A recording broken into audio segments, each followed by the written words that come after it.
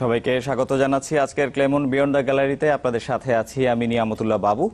আজকে আমাদের মূল আলোচ্য বিষয়ে অবশ্যই ক্রিকেট, যেহেতু আজকে প্রিমিয়ার লিগ চলছে এবং সেখানে গুরুত্বপূর্ণ একটি ম্যাচ চলছে যেখানে কিনা দুই টেবিল টপার আবাহনী এবং লেজেন্ডস অফ রূপগঞ্জ দুইজন একে অপরের মুখোমুখি হয়েছে এবং আবাহনী আনফরচুনেটলি এত তারকা সমৃদ্ধ একটি দল হয়েও আজকে কিন্তু 122 রানে অল আউট হয়ে গিয়েছে।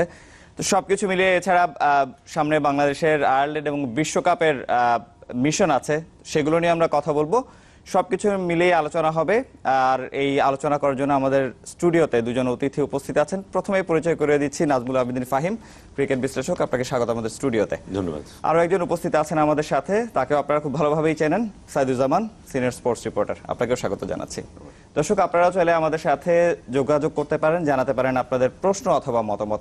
আমরা শুরুতেই আসলে একটু যেতে চাই মিরপুরে, যেখানে খেলা হচ্ছে আবাহনী এবং লেজেন্ডস অফ রূপগঞ্জ। সেখানে আছেন আমাদের সহকর্মী রিয়াসাদ আজিম। রিয়াসাদ, ম্যাচের কি অবস্থা? 122 রানে তো অল আউট হয়ে গেছে। এখন পর্যন্ত আবাহনীর যে বোলাররা আছেন, আমরা জানি যে মাশরাফি আজকে খেলছেন, সাইফুদ্দিন আছেন, মিরাজ আছেন, তারা আসলে কতটুকু কি প্রতিরোধ করতে পারছেন এখন পর্যন্ত?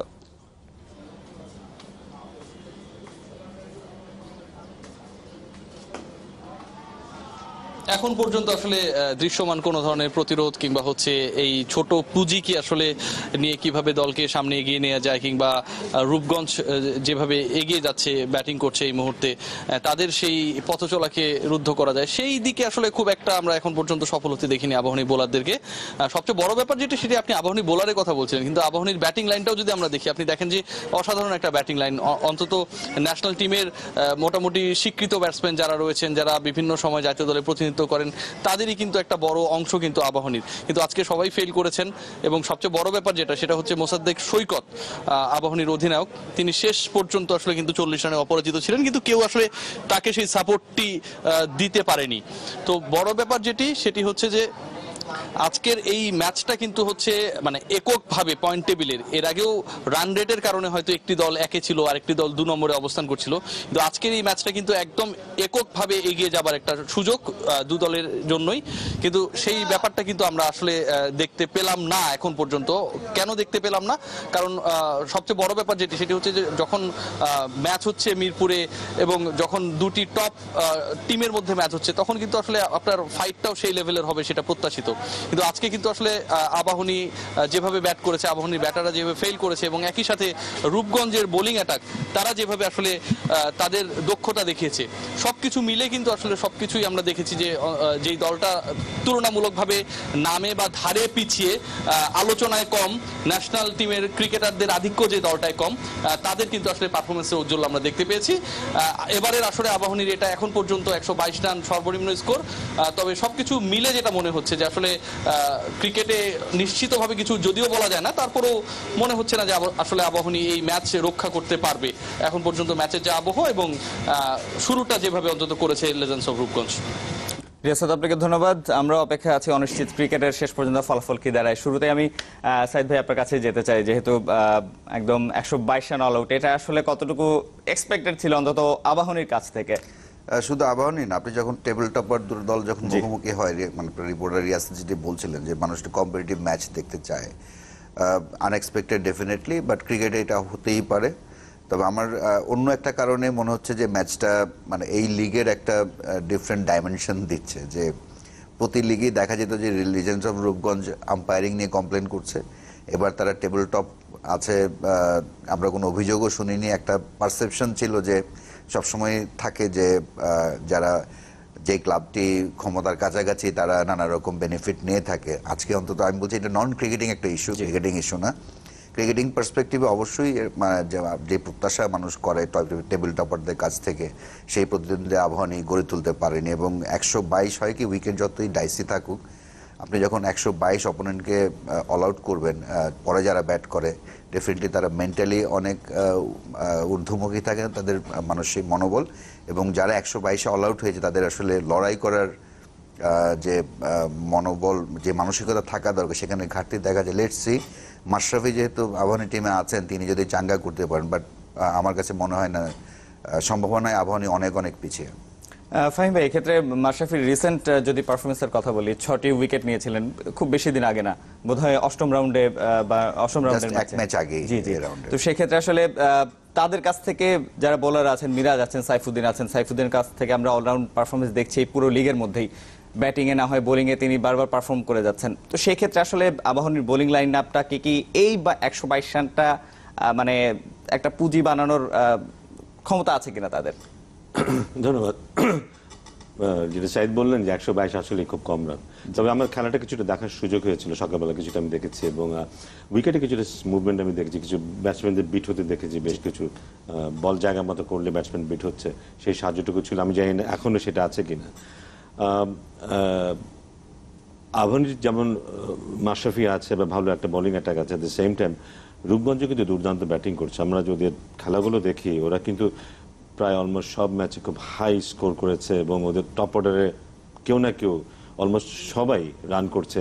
সো ওরা খুব আত্মবিশ্বাসী একটা দল ব্যাটিংয়ের পার্সপেক্টিভে। অ্যাট দ্য সেম টাইম আবাহনীর যেটা হবে যে আবাহনী হয়তো নিশ্চয়ই আশায় থাকবে যদি মাঝখানে একটা কিছু করতে পারে, যেটা আর্লি ব্রেক থ্রু বা মাঝখানে যদি একটা বেশি সংখ্যা একটা উইকেট নিতে পারে, হয়তো ফিরে আসার একটা সুযোগ তৈরি হতে পারে। হয়নি আমার ব্যক্তিগত অভিজ্ঞতা আমি দেখেছি, আমরা যখন খেলেছি 70 রান করেও ইম্পর্টেন্ট ম্যাচে টিম জিতেছে, কিন্তু এটা প্রতিদিন হওয়ার মতো ঘটনা না, এটা খুব হঠাৎ করেই হয়। আবাহনী হয়তো আশায় থাকবে, কারণ ওরাও একটা জেতার মধ্যে আছে, জেতার মধ্যে যেই দল থাকে তারা বিশ্বাস করতে চায় না যে ওরা হারতে পারে। সো হারা না পর্যন্ত যতক্ষণ ওরা হারছে ওরা নিশ্চয়ই চেষ্টা চালিয়ে যাবে।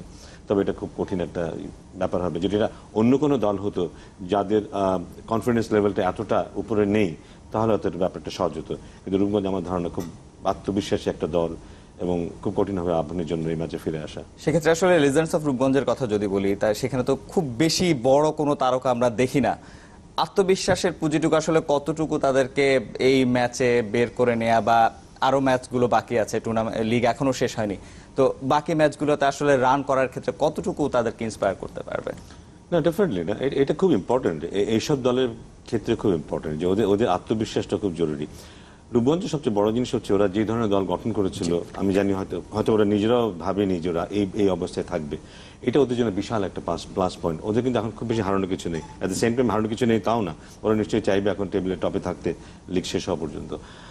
কিন্তু ওদের যে স্যাটিসফ্যাকশনটা এখন আছে, ওরা এই পর্যন্ত যতটুকু খেলা খেলেছে এবং সাধারণ মানুষের বা সবার যতটুকু দৃষ্টি আকর্ষণ করতে পেরেছে, এটা ওদের একটা বড় অ্যাচিভমেন্ট। কিন্তু ওরা অলরেডি অনেক কিছু অ্যাচিভ করে ফেলেছে এই লিগে, সেটা ওদেরকে দারুণভাবে সাহস দেবে এবং আরো এগিয়ে নিয়ে যাবে। আমার মনে হয় ওদেরকে আরো এগিয়ে নিয়ে যাবে, ওরা আরো এফর্টলেসলি খেলবে, আরো ফেয়ারলেসলি খেলবে, আমার মনে হয় আরো অ্যাটাকিং ক্রিকেট খেলবে। এবং ওদের কোচের সাথে আমার মাঝে মাঝে কথা হয়, ব্যক্তিগত জীবনেও ও খুব অ্যাটাকিং একজন ব্যাটসম্যান ছিল এবং দলের খেলা দেখলে বোঝা যায় মধ্যে একটা অ্যাটাকিং একটা ব্যাপার আছে এবং সেটা বোধহয় বেশ কাজে দিচ্ছে।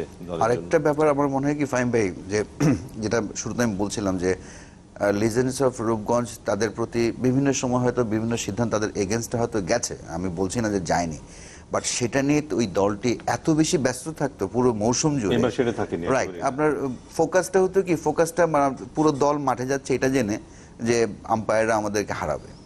তো আপনি যখন আপনার মাইন্ডসেটটাই হবে মানে আম্পায়ারিং কেন্দ্রিক, তখন কিন্তু আপনি নর্মাল খেলাটা খেলতে পারবেন না। এবং লিজেন্ডস অফ রূপগঞ্জ এই বছর মানে আমি এখনো ওদের কাছে কোনো অভিযোগ শুনিনি, এখন আপনি জিতলে তো আর অভিযোগ করেও না কেউ নর্মালি, বাট আমার মনে হয় যে এটা একটা লেসন অন্য দলগুলোর জন্য, যে হ্যাঁ আম্পায়ারিং এরর, হিউম্যান এরর হতে পারে, আমাদের দেশে আম্পায়ারিং যে কালচার তাতে ইন্টেনশনাল এররও হতে পারে, বাট আপনি যখন অ্যাভাব পার খেলবেন, আপনি অ্যাভারেজ টিম হলে কিন্তু আপনার বিরুদ্ধে দুটো সিদ্ধান্ত দিয়ে আপনাকে আমি হারাতে পারি, বাট আপনি যখন এক্সট্রিমলি ভালো খেলবেন, ভালো ক্রিকেট খেলবেন, যেটা লিজেন্ড রূপগঞ্জ এবার খেলছে অন্য সব চিন্তা বাদ দিয়ে, তারা বোধহয় আমার ধারণা অনুধাবন করতে পেরেছে যে 4-5 বছর ধরে একই অভিযোগ করতে করতে কোনো ফল যখন হচ্ছে না, লেটস প্লে মানে একটু ফ্রি ক্রিকেট খেলা, মানে মন খুলে ক্রিকেট খেলা।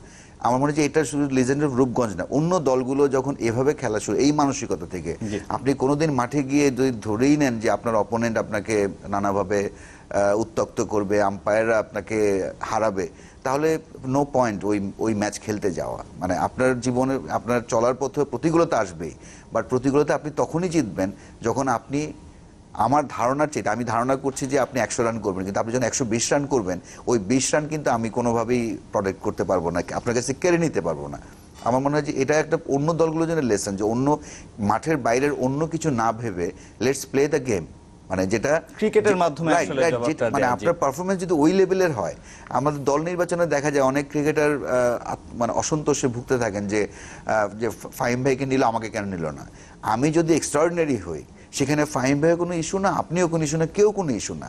আমরা সব সময় চিন্তা করি যে আমরা ডিপ্রাইভড, আমাদের মানসিকতার পরিবর্তনটা আমার মনে হয় যে এটা আমি জানি না রূপগঞ্জ কিভাবে খেলছে, বাট আমার মনে হয় যে তাদের মধ্যে ওই ফিয়ারটা এখন কাজ করে না, শুধু খেলাতেই কনসেন্ট্রেট করছে, যেটা ফাহিম যেটা বলেন ওদের কোচ সো ওয়ান্ডারফুল গাই, শুধু অ্যাগ্রেসিভ ব্যাটসম্যান না। সাইদ ভাই আবারও আপনার কাছে ফেরত আসবো, তার আগে একটা ফোন কল নিতে চাই।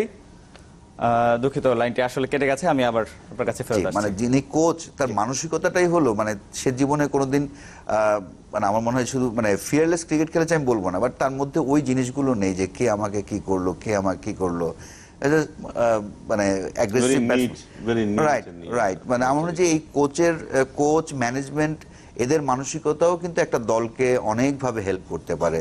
লিজেন্ড রূপগঞ্জে কোনো বড় নাম নেই, কিন্তু তারা কিন্তু খুব কনসিস্টেন্টলি পারফর্ম করছে। আবাহনী দেখেন, আবাহনী 300+ করছে, আজকে 122 করলো, বাট রূপগঞ্জ কিন্তু মোস্ট কনসিস্টেন্ট টিম এই টুর্নামেন্টে আমার দেখার মতো, এবং আশা করব যে তারা এই ধারাবাহিকতা বজায় রাখবে। পর্যন্ত এবং সবচেয়ে বড় কথা যেটা হলো, আমি ওই নেগেটিভিটি যে আম্পায়ার এটা করবে, ও এটা করবে, ওই অফিসিয়াল এটা করবে, এই চিন্তা থেকে মানে আমরা প্রত্যেক সিজনে ডোমেস্টিক ক্রিকেট এলেই, প্রিমিয়ার লিগ এলেই আমাদেরকে অন্তত 5-6 দিন নিউজ করতে হতো অমুক ক্লাবের এই গ্রাজেস, এই অভিযোগ, অমুক আম্পায়ারের এই কাজ। সেখান থেকে সেই জায়গা থেকে আমরা এবার মুক্তি পেয়েছি, এটা সাংবাদিক হিসেবে আমার মনে হয় যে আমাদের জন্য একটা বিরাট রিলিফ।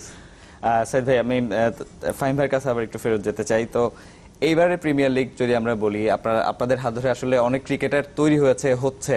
তো এইবারের আসরে আমরা এর আগে একদিন হাবিবুল বাশারের কাছ থেকে শুনছিলাম, নান্নু ভাইয়ের কাছ থেকে শুনছিলাম যে এবারে আসলে খুব বেশি নতুন ক্রিকেটার, ওরকম ট্যালেন্টেড ক্রিকেটার তাদের চোখে এখনো পড়েনি। সেক্ষেত্রে আপনার মতামতটা কি আসলে?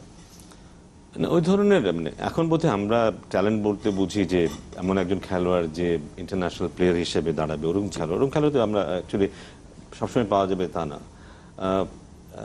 তবে আমার মনে হয় যে একটা জিনিস আমাকে খুব একটু করেছে, সেটা হচ্ছে যে আমাদের এই লিগের পার স্কোরটা কি।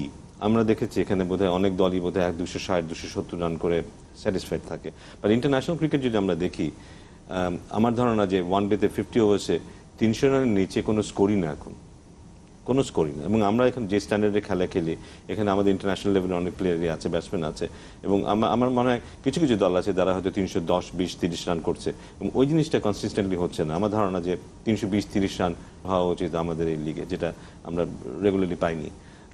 এটা একটা আছে, আমার গ্রাজ আছে। আর ইয়াং প্লেয়ারদের মধ্যে বিচ্ছিন্নভাবে আমরা কিছু পারফরমেন্স দেখেছি, যেমন আফিফকে দেখেছি, অন অ্যান্ড অফ আফিফকে দেখেছি, আমরা রাব্বিকে দেখেছি। রাব্বি বিপিএলে খুব ভালো খেলেছিল, আমি আসি রাব্বির কথা বলছি, বিপিএলে খুব ভালো খেলেছিল, এখানেও ভালো খেলছে।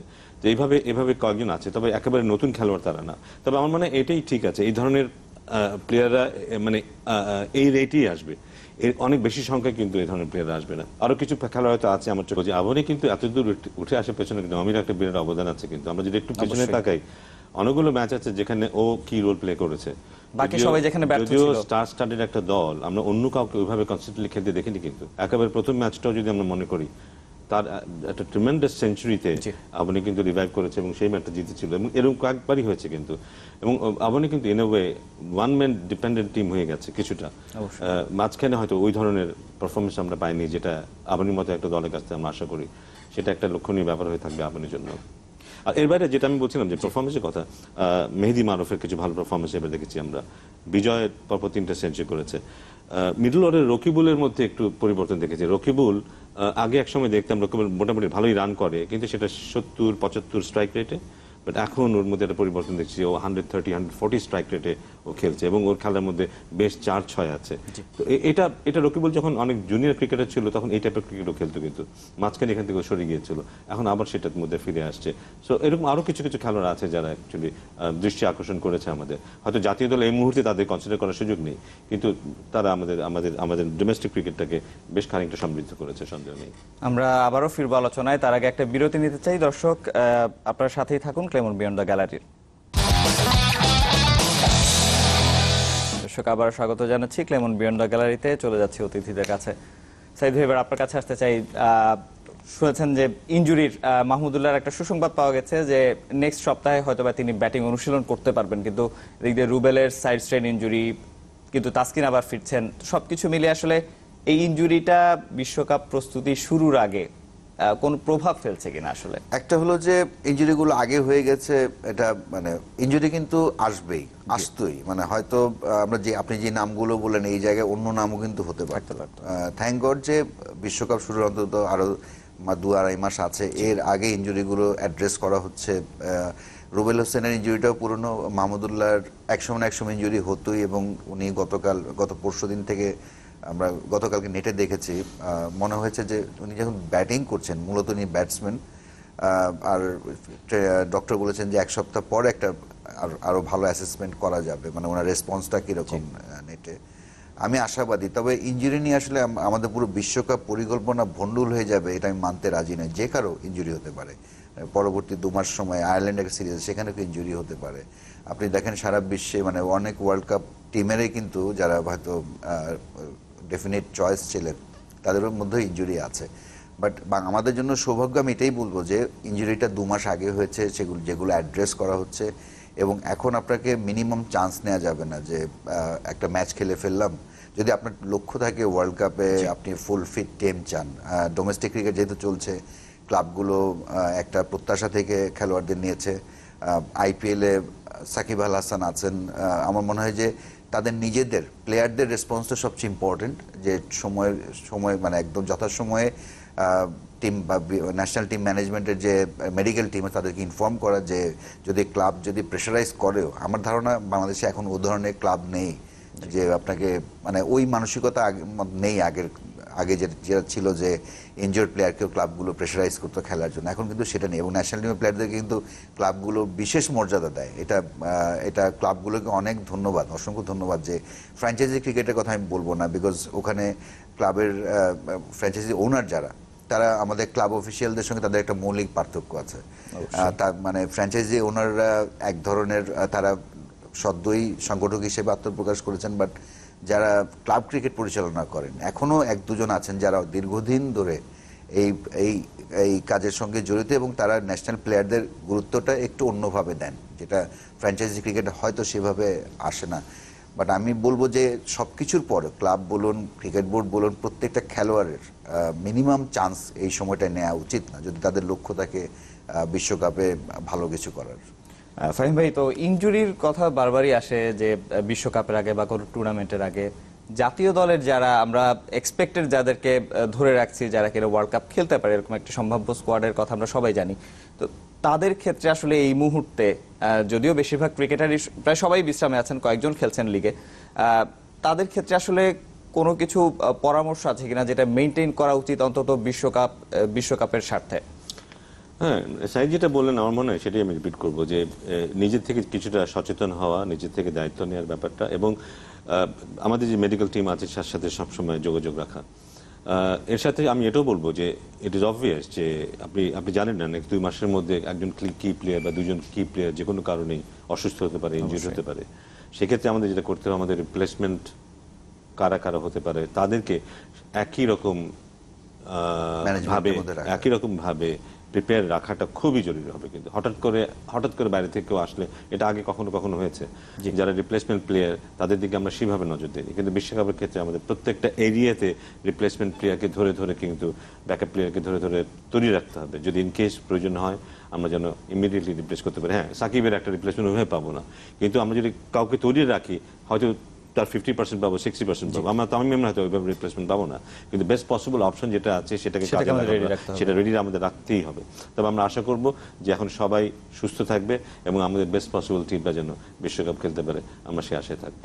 তো সেক্ষেত্রে আসলে আবারও একটু লিগে আসতে চাই। লিগের মধ্যে যারা বোলাররা খেলছেন, মাশরাফি নিজেও খেলছেন, বেশ ভালো পারফর্ম করছেন, সাইফুদ্দিনকে আমরা দেখছি, অন্যান্য যারা বোলার আছেন তারাও বেশ ভালো করছেন। তো বোলারদের ক্ষেত্রে আসলে তাদের যদিও ধরে নেওয়া হচ্ছে যে বাংলাদেশের যে অনুশীলনটা হচ্ছে এখন লিগে, সেটা আসলে খুব একটা কাজে নাও দিতে পারে আয়ারল্যান্ড বা বিশ্বকাপ, এই ক্ষেত্রে আপনার মতামত কি? আসলে আমি কিছুটা একমত এই কারণে যে বিশ্বকাপে আমি যে ধরনের খেলোয়াড়দের বিরুদ্ধে আমাদের খেলতে হবে, যে ইন্টেন্সিটিতে খেলতে হবে, সেই ইন্টেন্সিটিটা এখানে নেই। কিন্তু এটা একটা কি ফ্যাক্টর, বলাররা যে ধরনের ব্যাটসম্যানের বিরুদ্ধে এখানে বোলিং করছে তারা সেই ইন্টেন্সিটিতে ব্যাটিং করে না আমাদের এখানে। জি।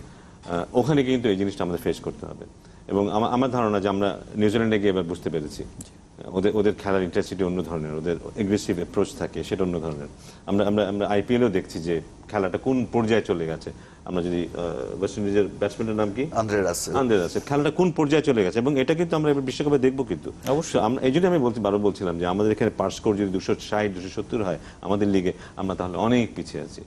আমাদের উচিত এই ধরনের ইয়েতে 350 রান হওয়া উচিত 50 ওভারে, স্ট্যান্ডার্ড স্কোর, তাহলে হয়তো আমরা ওখানে গিয়ে খেলতে পারবো। সো বিপিএল আমরা যেটা দেখেছিলাম বোলিং দিয়ে আমার খুব একটা স্যাটিসফ্যাকশন ছিল। বিপিএল আমি খুব ভালো বোলিং দেখেছি, কিন্তু আনফরচুনেটলি নিউজিল্যান্ডে সেটা আমরা দেখতে পাইনি। আশা করবো যে বিপিএলে আমরা যেরকম একটা কনফিডেন্স পেয়েছিলাম আমাদের বলারের কাছ থেকে, বিশেষ করে পেস বলারদের কাছ থেকে, যেটা খুব ইম্পর্টেন্ট হবে এই ওয়ার্ল্ড কাপে, আমরা বিশ্বকাপে আবার সেটা দেখতে পাবো। আমি সেই আশায় আছি। সাইদ ভাই, এবার একই প্রশ্ন যদি আপনার কাছে থাকে।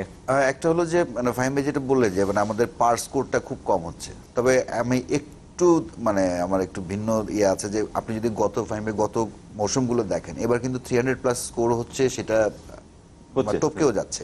মানে এটা হলো ইমপ্রুভমেন্ট, তো আপনার ওভারনাইট হবে না, খুব স্লো, আমাদের প্রগ্রেসটা খুব স্লো। এটা হলো অ্যালার্মিং। ওয়ার্ল্ড কাপে আপনি ইংল্যান্ডে যে ধরনের উইকেটে খেলবেন, অবভিয়াস যে আপনি যদি মনে করেন যে এক ইনিংস পর আপনি যদি ধরে নেন যে আপনি জিততে চাচ্ছেন, মানে এক ইনিংস বাংলাদেশ আগে ব্যাটিং করলে 330-40 করলে আপনি ইউ ক্যান ব্রিথ ইজি যে আপনি জিতে যাবেন, বা অপোনেন্ট 330 করলে আপনাকে সেটা টপকানোর যে প্র্যাকটিসটা, আমার মনে হয় এই কারণেই হয়তো ইয়াসির আলোচনায় এসছেন ওয়ার্ল্ড কাপ স্কোয়াডে যে আমাদের ওই পাওয়ার হিটার খুব দরকার, বিশেষ করে মিডল অর্ডারের পর থেকে ওই জায়গাটায় আমাদের পাওয়ার হিটারের ঘাটতি আছে। এবং এই সমস্যার সমাধান কিন্তু একমাত্র আমাদের বোলাররাই করতে পারেন, যারা ডোমেস্টিকে অপোনেন্টকে 122 রান অল আউট করে দিচ্ছেন।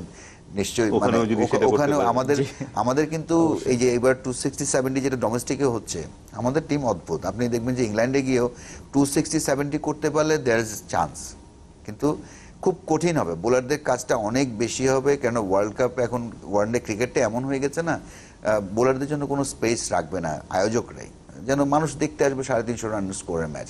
এখন 400, 360-70ও চেজ হয়ে যাচ্ছে, মানে হওয়ার মতো পরিবেশ তৈরি হচ্ছে।